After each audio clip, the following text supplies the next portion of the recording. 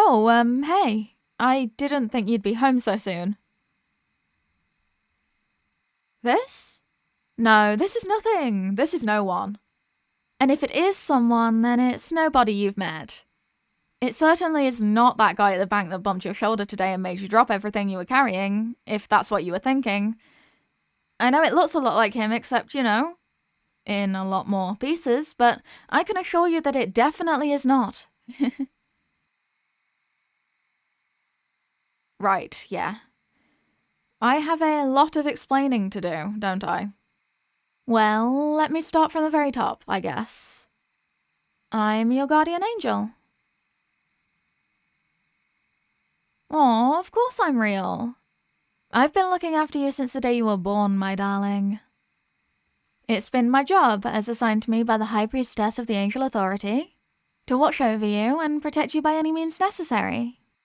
Now, sometimes I've had to step back and let you experience things like pain and injuries and bullying, but trust me, I did not want to.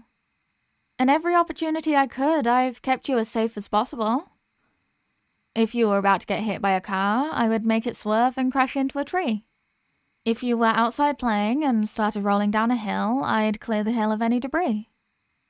And sometimes, in the middle of the night, if you started to shiver, I'd pull an extra blanket over you. And give you a little kiss on the forehead. Or the lips, depending on how old you were. It's my job to look after you, darling, but I'd do it even if I wasn't obligated by the Angel Code.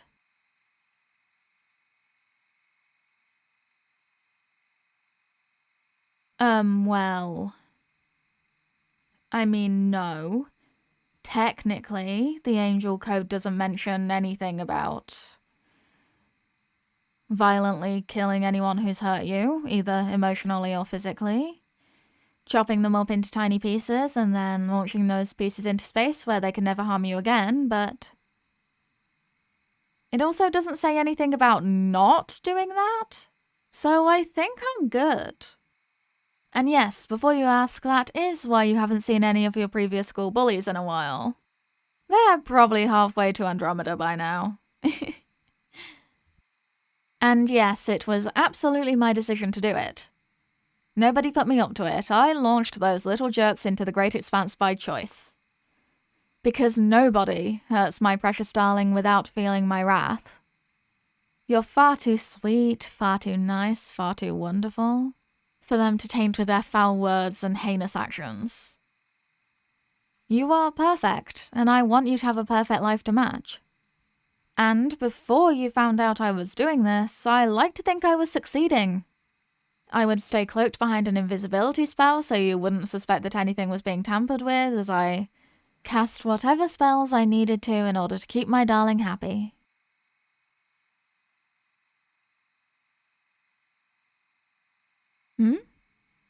Why am I calling you my darling? Well, isn't it obvious? When you've known someone for this long, eventually you start to develop certain feelings for them. I mean, you're my whole world. I know everything about you. I've been watching you for so many years now, I've memorized every single fact about your life. Even the ones you don't say out loud. I know your exact height and weight, your interests, your hobbies, your credit card numbers, what foods you do and don't like, every single album you've ever listened to and what your opinion on them was, the first and last names of every family member, friend, pet and teacher you've ever had. If there's something to know about you, I know it. Besides, we'd be the perfect match. I couldn't let any other girls have you. They're mysterious creatures, and while I can do so many things to help you through life, the one thing angel magic can't do is alter someone's mind. So I couldn't make any of these girls into the perfect mate. And you deserve absolutely nothing less than that, so I only had one option. You know, choppy, space, as previously mentioned. And I'm sorry, my darling, I didn't want to ruin your love life, but it's what was best for you. It's still what's best. Because I'm assigned to you for life. We'll be together forever.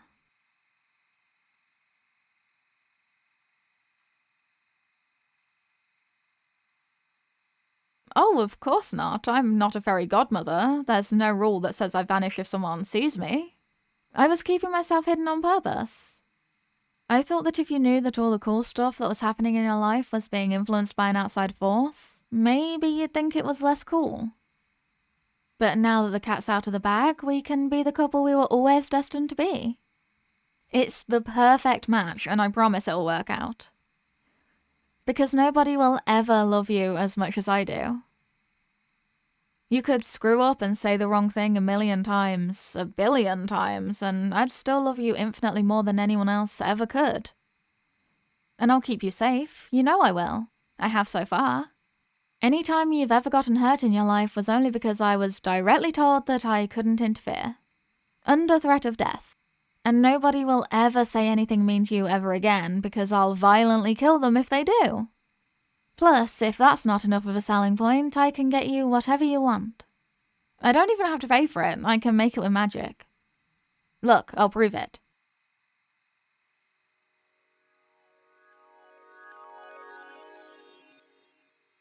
See? It's a thing you've been browsing online for a while but haven't pulled the trigger on yet because it was too expensive. Oh, darling, you're welcome, but you don't need to thank me. I'm just doing what I've always wanted to do. Now I don't have to wait until a holiday to spoil you. I can do it every hour of every day. Making you happy is my love language. And that's all I ever want to do. If you're happy, I'm happy. To hell with the angel code, I'll never let you experience any pain ever again. If you'll reciprocate my love, that is.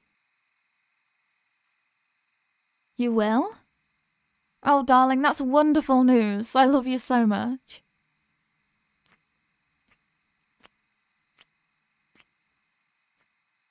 I'm so glad you said yes. I really didn't want to have to force you.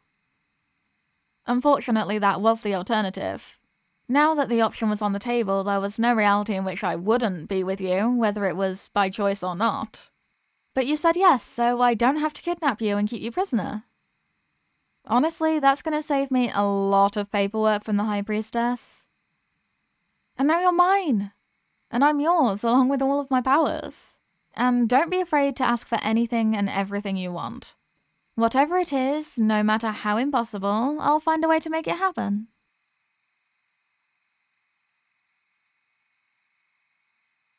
Oh yeah, I can clean up this bag of body parts. Sorry, that's been right in your eyeline this whole time, hasn't it? Alright, I'll go quickly toss this into space. Wait right there. And when I get back, I'll make you the best ice cream you've ever had. I know the perfect flavor for you, my darling.